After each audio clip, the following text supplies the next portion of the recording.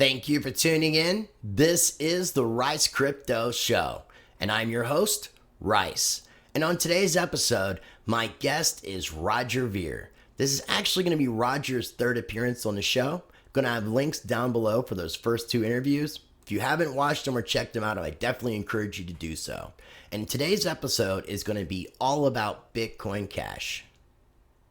But before we get into it, this is your first time ever checking out any of my content, I do encourage you to explore my channel.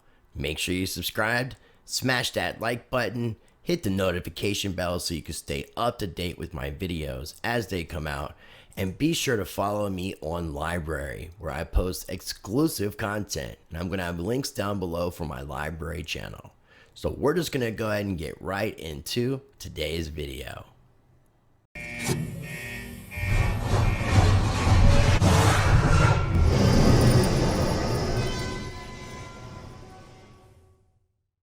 All right, ladies and gentlemen, like I said, today's guest on the Rice Crypto Show for the third time is Mr. Roger Ver. Roger, how you doing today, man?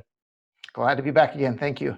Yeah, I really appreciate it. And the last time I had you on a couple weeks ago, we were talking all about the financial system. So I told you, to be fair, I would bring you back on and we would talk about Bitcoin Cash, because there's a lot of things that I've been wanting to kind of get some updates on. It's hard for me as a content creator to keep up with what's going on with all the projects, and I'm trying to learn about different ones.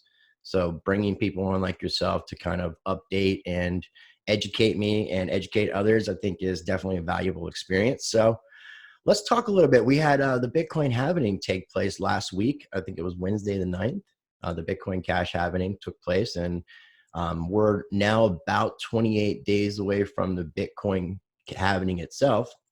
So we didn't really see a lot of action take place. And I think that you had said something publicly that you weren't really expecting a bunch of price action for the halving event. So do you want to talk a little bit about the halving?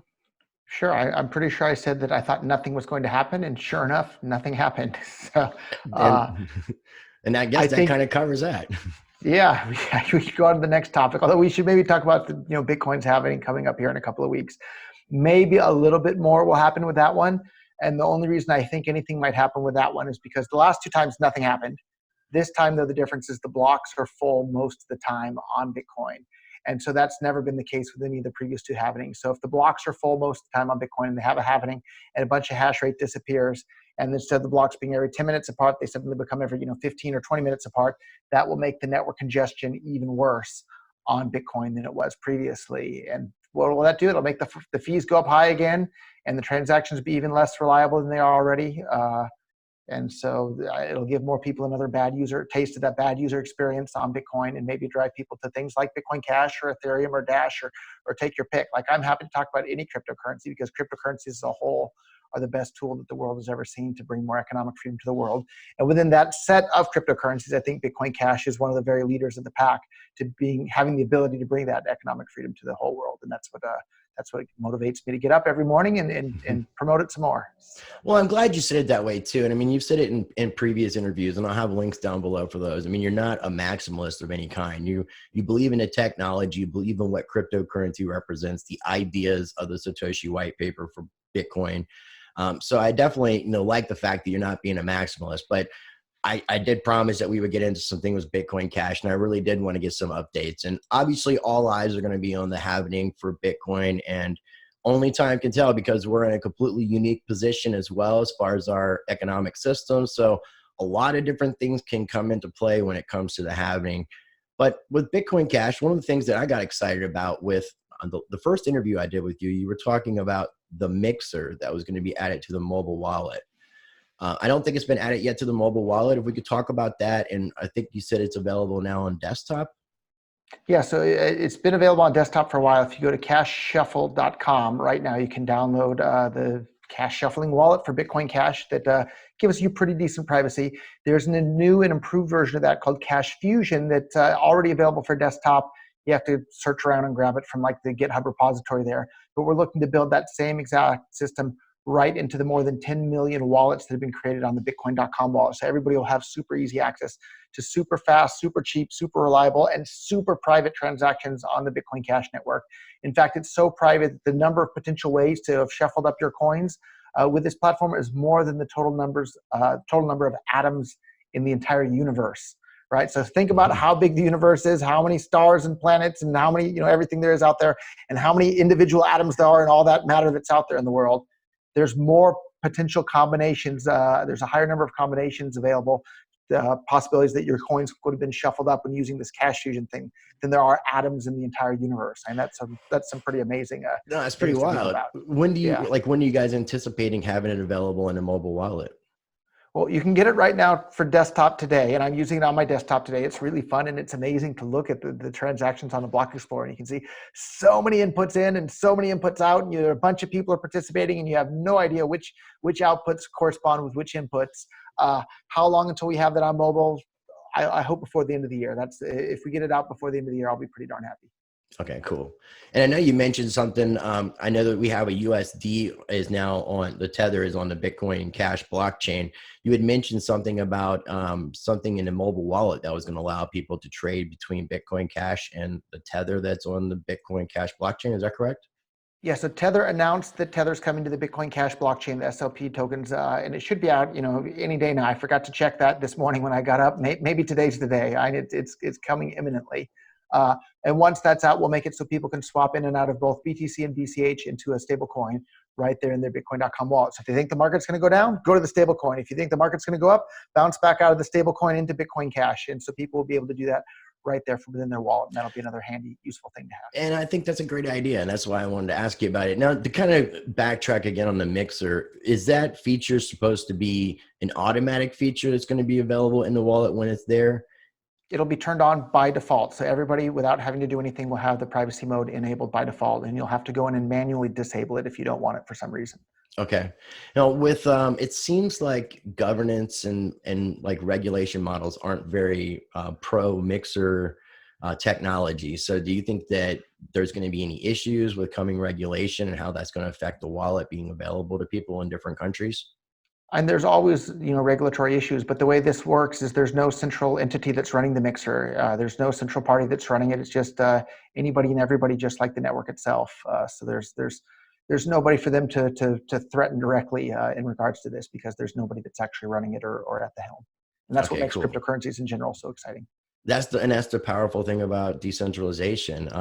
But I really like this aspect of what the mixer technology offers, because I mean, we have the idea. I've talked to people about the idea in the future that some of these Bitcoin that have been used in dark web transactions and the way that they're able to use chain analysis and figure things out, that certain addresses could be kind of tainted or have something somehow be flagged, and maybe somebody who owns this particular Bitcoin who wasn't even involved in any of those activities are going to suffer because they're the ones who happen to own this dirty money. So, I mean, having that mixer shuffle kind of capability takes away that aspect and kind of empowers the people more. And I really... And yeah, what you're talking about, that's a disaster for fungibility. And one of the things that makes money is fungibility. And so in order for something to be useful as money, it has to be fungible. And BTC has really poor fungibility. Ethereum has even worse fungibility. So we want to bring fungibility, not just to Bitcoin Cash. I want to see every cryptocurrency that's goal is to be used as a currency. It has to be fungible. So let's make these cryptocurrencies fungible, because that's what makes cash cash. I agree. And fungibility is definitely an important topic. I mean, some people aren't even aware. I try to explain what fungibility is let's use a dollar, for example. The dollar in my pocket is the same as a dollar in your pocket, and we can buy the same thing, and there's no difference in between. But like we were mentioning, when you can flag technology in a negative manner, it definitely puts, it stifles that technology and definitely kind of puts people in a bad position. So, I'm always interested in ways to kind of get around the system and try to make this technology for the people, because it just seems like there's too much of the legacy system trying to infiltrate their way into these projects and try to create centralized solutions for decentralized cryptocurrencies. And it's very frustrating. So I appreciate people like you, and I appreciate the Bitcoin Cash camp. I appreciate Dash. I appreciate all these different cryptocurrencies that are trying to take power away from governance, central banks, fiat currencies, and give it back to the people, man. I think it's a great thing.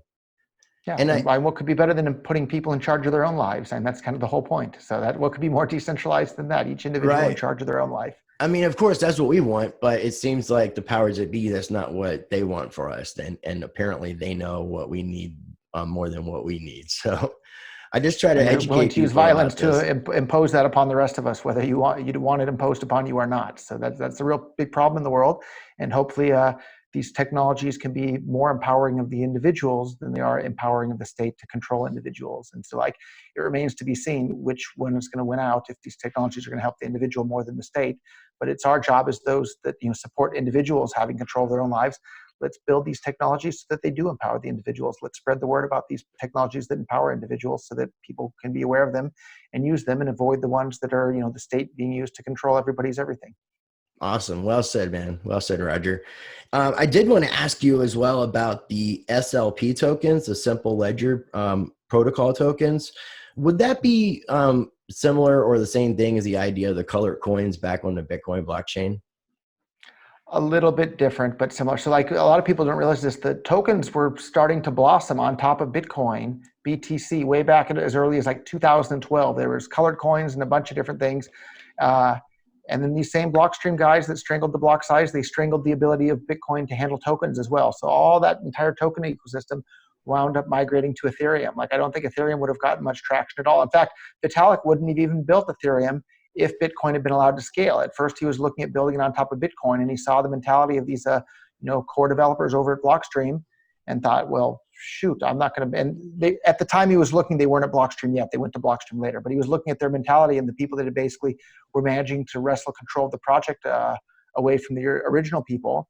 He thought, well, I'm not going to build on this. They're gonna handicap the ability for me to be able to do these tokens and do these smart contracts. So he went off and started Ethereum on his own. And good to him. There's more decentralization within the ecosystem as a whole. But sad for Bitcoin. Like Bitcoin could have had all that economic activity on top of it if it wasn't for that. So the actual question is SLP like colored coins? It's similar in the sense that like you're able to make tokens and send them around, and bounce them to and from each other. It's different in the way it's done. But if you want to make your own token right now, head on over to mint.bitcoin.com. We made it so easy. So anybody, if you already have like even a penny's worth of Bitcoin Cash, you can make your own token in like 15 seconds. If you don't have any already, go and get the bitcoin.com wallet, post your SLP token address in the comments below. And somebody on another channel asked me to make Roger Ver tokens. So I made some Roger Ver tokens yesterday. I'll send you some Roger Ver tokens, or we can make some Rice Crypto tokens and send those out as well. Okay. Or you can make whatever token you want over at mint.bitcoin.com. It's so easy to make your own token right now, today. I mean, that's one of the good things I've noticed with a lot of the development on the Bitcoin Cash blockchain is that there's a lot of projects that are just making things very easy. I mean, like with Purse, all the different like Travala, just it's so simple to, especially when you're using the mobile wallet, because all these features are built right inside of that. And I like that ease of use. I mean, we need to see that kind of thing if we're going to have mainstream adoption. Cryptocurrencies need to be so easy that people don't even realize that they're utilizing this technology. And I think that's going to kind of advance us a little bit more forward.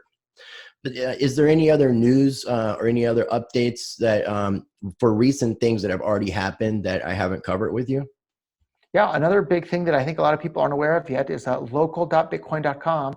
You can now buy and sell physical items in any country denominated in the local currency there. So you can sell your car, you can sell your used iPad, you can sell your old shoes, you can buy your new shoes, you can buy whatever you want over there at local.bitcoin.com.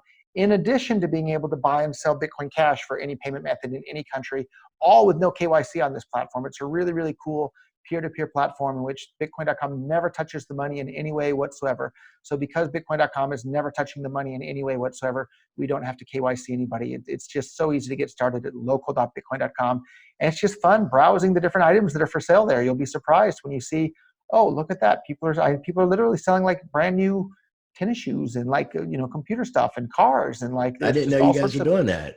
Yeah, it's most people don't. So I need your help to get the word out. It just launched a couple of weeks ago. It's really cool. But there's thousands of items already for sale on there. So it's really amazing seeing people from all over the world starting to list their items. And if you want to help this get even more traction, go and do some shopping on there. Or if you have some stuff you don't need at your house anymore, if you have last year's iPhone that you don't use anymore because you bought a new one, go and list it for sale over there. And it's really, really neat. So if you're the one that's selling something for Bitcoin Cash, there is no possible way you could be treated cheated rather, as long as you use the escrow platform there. So that once the Bitcoin Cash is locked into the escrow, boom, both parties know that the money is going to be there. And if you're a seller of some other item there as well, you know that the person that's claiming that they want to buy the item, you know that they have the ability to pay for it because they've locked the Bitcoin Cash into the escrow. Like on lots of these other sites, if you post something on Craigslist, who knows if the guy that's calling you or emailing you actually has the money or the ability to pay for whatever it is that they want.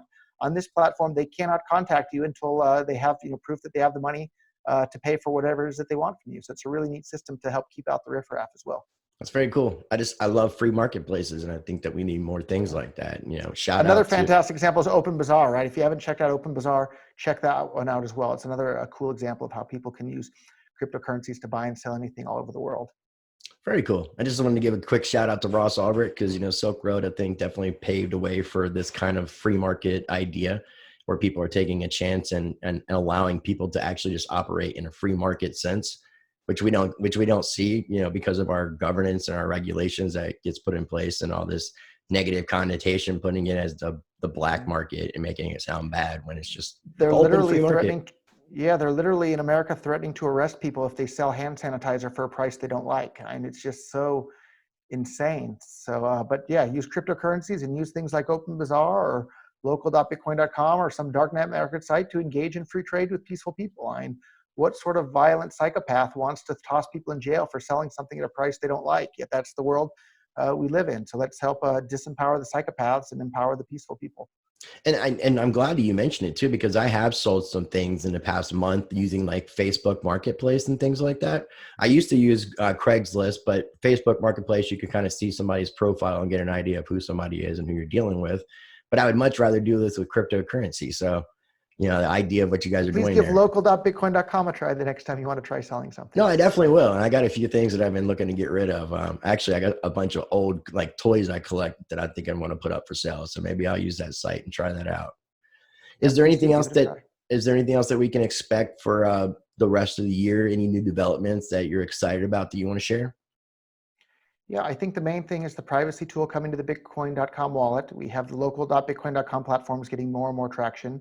And you can make tokens already. Like I think those things coming together, plus our Bitcoin Cash Strap. If you have a restaurant or a bar or any sort of physical shop and you want to start accepting Bitcoin Cash for you and your employees there, check out the Bitcoin Cash Strap. It absolutely makes Bitcoin Cash the easiest cryptocurrency to start accepting at your physical business. It's so easy. And if you want to find physical businesses near you that are accepting Bitcoin Cash, check out map.bitcoin.com and you can see all the places near you. And if you want to get really clever and want to figure out a way to buy Bitcoin Cash with your credit card with no markup or fee whatsoever, what you can do is if there's a restaurant or somebody that owns a business that you know and trust, you leave your credit card with them, you set up the Bitcoin Cash Register app on their tablet at their restaurant or bar. It's linked to pay the Bitcoin Cash to your own wallet. So that way, when somebody goes in and wants to pay with Bitcoin Cash at the restaurant, the owner accepts the Bitcoin Cash using the Bitcoin Cash Register app. It goes directly to your wallet. But then the owner who doesn't know about cryptocurrency or doesn't care about it, they just swipe your credit card. And then you can take a look at your special wallet, make sure every time you got Bitcoin Cash lines up with every time they build your credit card. But now a new place in your neighborhood is accepting Bitcoin Cash and spreading the word that way. Plus you're getting Bitcoin Cash paid for with your credit card with no markup whatsoever. And you might even be able to get a tax deduction out of it, depending on what sort of business is charging your credit card there. So that's another really good idea or a good way to be able to buy Bitcoin Cash with no markup whatsoever using your credit card and spread adoption all at the same time. So check out the Bitcoin Cash Register app if you haven't already. Very cool. Now, I know a lot of this information is kind of centralized in the Bitcoin Cash mobile wallet, the bitcoin.com mobile wallet, excuse me. Does a lot of this information, because I have not had a chance to do it before the interview, does it mirror on the website? Can everybody find like all this information in one place, like all the different benefits and easy ways they can spend and use Bitcoin Cash? Yeah, so there's the bitcoin.com website has all sorts of information on this, and then the bitcoin.com YouTube channel as well. I have lots of tutorials and guides and explain how to do this for people around the world. You can see how to make your own token. You can see how to pay dividends to the token holders. You can see the Bitcoin Cash Register app in action. You can see local.bitcoin. So check out the bitcoin.com YouTube channel in addition to the Rice Crypto channel as well. And if we'll repost this video later on the bitcoin.com channel. If you're watching there, check out Rice Crypto's channel as well. and that way you can, the more people you can learn from in the world, the more you can learn. So Yeah, man. And I'm glad that you mentioned that. And I really appreciate you throwing my video up of our last conversation on the Bitcoin.com YouTube channel. It's kind of an honor to be on there. I respect a lot of what you've done in your work in the cryptocurrency game, man. And I appreciate the fact that you're fighting for freedom and that you're standing for the same thing. No matter what you're representing, you're still representing those same ideologies and that same philosophy that you got into when you first were here in the space. You've done a lot for the space. I mean, you've invested in a lot of companies. I don't think there would be a lot of companies out or in existence if it hadn't been for you and other individuals who started, investing in these different companies and just believing in this technology, man. So I appreciate everything you've done, and to be included on there is really awesome. So I will have links down below just in case people haven't checked those out or don't know where to find them, about everything that we've talked about in today's interview. So before we wrap things up, I kind of want to trace back to where we were talking the last interview when we were talking about the economy. Since we talked last, man, with everything that's kind of going on, and everybody's got a lot of time to really sit and think about what's happening. Like, where's your head at right now? yeah, I think it depends on how quickly they reopen the world's economy here, right? With everybody being locked down and not able to go to work, none of these goods and services that people need are being produced, or far less of them are being able to be produced when people are all staying at home. So if this continues much longer, like, it's going to be every day that it continues, it becomes a bigger and bigger problem. It does. And so I want to see this lockdown come to an end today. I think especially for young and healthy people, or people that have already, had the coronavirus, let them out, send them back to work. Like, let every single person that's like under 40 go back to work and go about their normal lives. And then people between like 40 and 50, like, let them, decide. And everybody should decide for themselves. But if the government is really going to like force people to stay at home, don't force the people that are less than 40 to stay at home, right? Like, they're at very low risk from the coronavirus. Right. People that are, in their 60s or 70s, they're at high risk, right? But people that are under 40, the risk is really low. Let them go back to the factories. Let them go back to the businesses. Let them go back and get the economy going again, because that's what provides everything that we need in our daily life. Hopefully it'll be just that easy. I mean, and it kind of pisses me off. I seen something recently with Fed President Fred Bullard, I think is his name. And, the Federal Reserve has nothing to do with our government, but yet he's making suggestions to our government in the idea that people need to go basically get tested and wear a badge saying that they don't have COVID, and then they could be allowed. Are they going to be yellow stars on people's sleeves? That's what I'm saying. Like where are we headed? Like, it seems like nothing. I mean, obviously it looks like nothing is going to be the same as it was before, but it really feels like the power, the grip. Actually, John McAfee said it very well. We're in a cage, and that cage every day just keeps getting smaller and smaller and smaller. And I'm just wondering when people are going to get fed up. That's why I wanted to ask you, like, just kind of to revisit like where we were at, because that conversation was a pretty deep conversation. You study economics. We're at a terrible point right now. Even if we open up the economy right now, I don't know that it's going to be enough to salvage the situation. I don't know that the Fed's going to be able to print their way out of this. It's just, we're in no man's land. Yeah, when are people going to get fed up and say enough is enough? And I wish I'm an optimist about so many things in so many areas of life. Like, I'm always the glass is half full type of guy, but I don't know how much of an optimist I am for this. So, like, I did some time in federal prison, and I saw firsthand just how obedient people become and how they just do anything and everything that they're told to. Or you can see these psychological experiments. I think they were done at Stanford or one of the Ivy League schools. And they trick some, just normal human being. They say, oh, you're doing a scientific research, and an authority figure tells them that they have to electrocute the person in the other room that's doing a memory test. I don't know if you've seen this. Yeah, I have. And the person that's, they literally think that they're electrocuting the other person to death. And like, more than half the people do it because somebody wearing a white lab coat tells them the experiment must go on. Mm-hmm. And so they're literally willing basically to kill people because an authority figure told them to do so. And this is just an authority figure wearing a white lab coat. Imagine what an authority figure, with a badge and a gun telling you to do something. Of course, people are going to obey them. And it's really frustrating and sad, but I don't know what the solution there is, other than to maybe give people the tools to be able to just, secretly go about their lives and not be, threatened by these people with, costumes and guns. Well, the best that we can do, man, honestly, is, I mean, you've been doing this for a minute. You've been, promoting freedom for quite a while, and you've Feels inspired like a people. decade. But and it has been, and you've Yeah. inspired people like myself. So we're planting seeds, man. We're planting seeds, and we're watering the seeds. I might be watering some seeds you planted. Someone else might be watering seeds, and eventually those seeds start to flower. We start to see something grow from that. So I'm not trying to give up hope, and I know you're not.